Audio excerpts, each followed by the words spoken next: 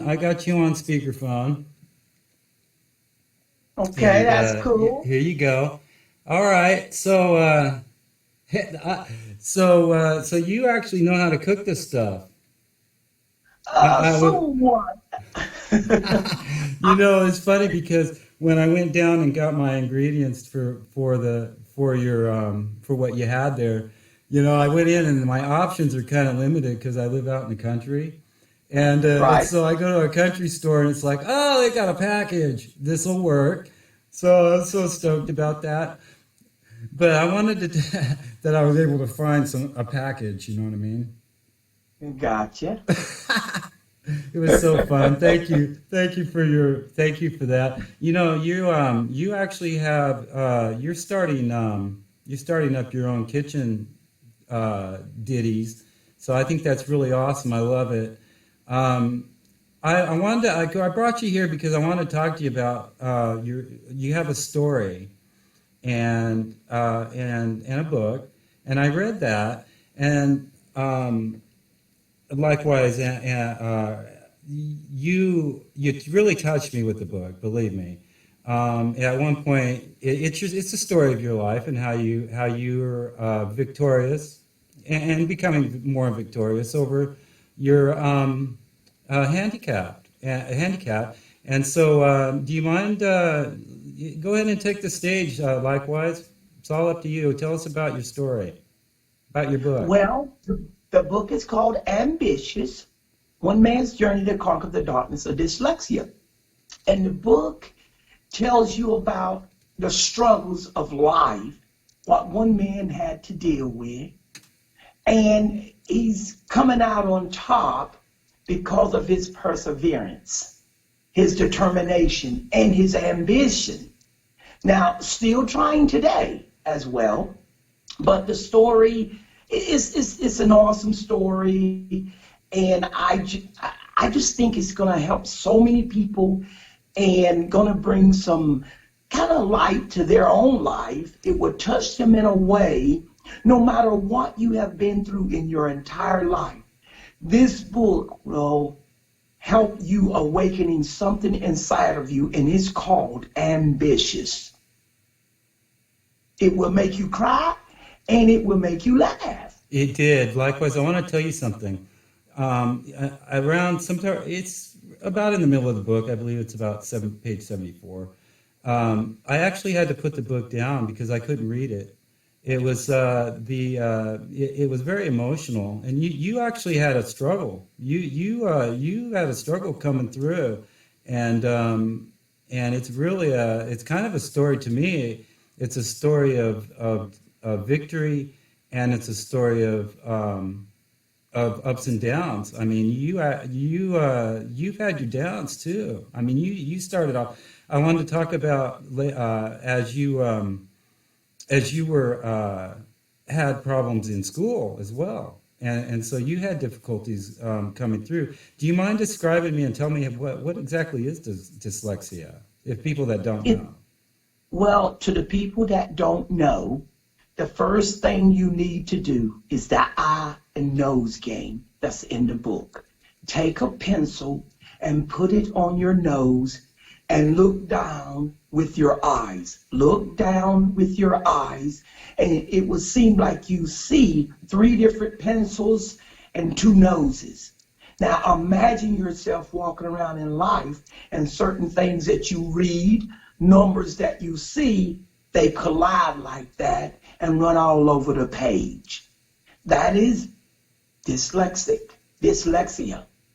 And you can, you won't ever be able to overcome it, but you can manage it. As you see, if you read the book Ambitious, One Man's Journey to Conquer the Darkness of Dyslexia, you will see you can manage it and you can be successful no matter what you have been told. Okay. Well, you can apply, I think about that. And, there's a lot of other handicaps as far as mental handicaps. And I think a lot of it has to do with just I mean, of course, you have limitations with every handicap. But it seems to me like your other senses become more alive when you lose one of them. And so, did that happen with you? Is that how you overcame this? How Oh did you yes, actually do this? Likewise. you are right. When something, I think that's everyone. If something is taken away, something's stored. And I think you just have to awaken it inside of yourself. I tell you, James, you are definitely on to something and you are right. When something is taken away from you, or if you have some kind of handicap, dig deep and find something powerful within yourself. And I guarantee you, you will amaze yourself. Okay. In your book, you tell me you were homeless at one point. You took off on your own. You decided to make it your own way. And how did you feel when you hit the road? Were you scared, or what was kind of the emotions you had?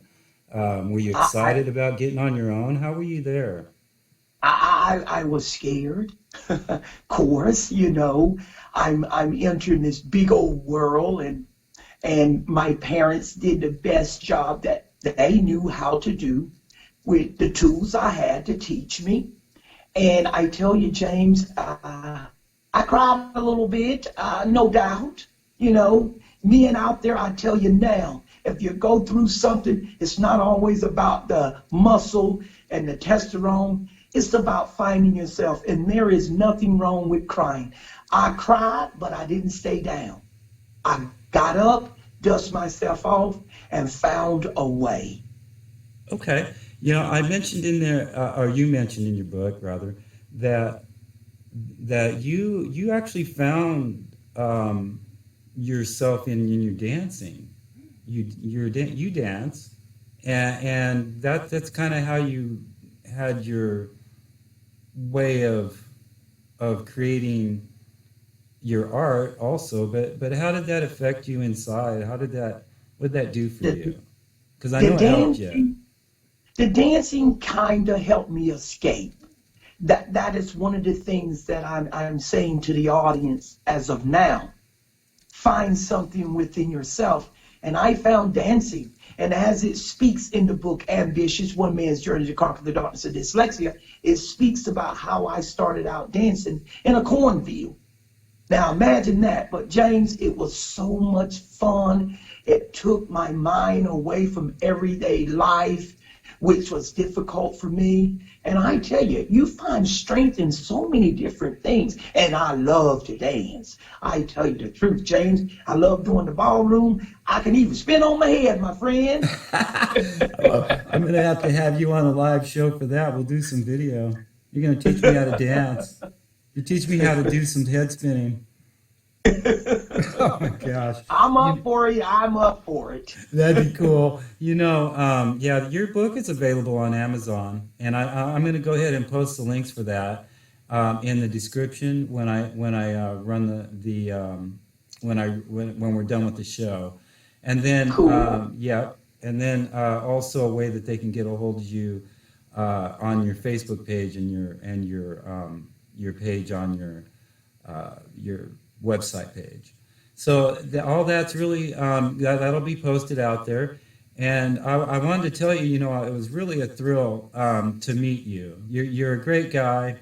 You and I have talked, and we met probably about I think 2.5, 2 years ago or something like that.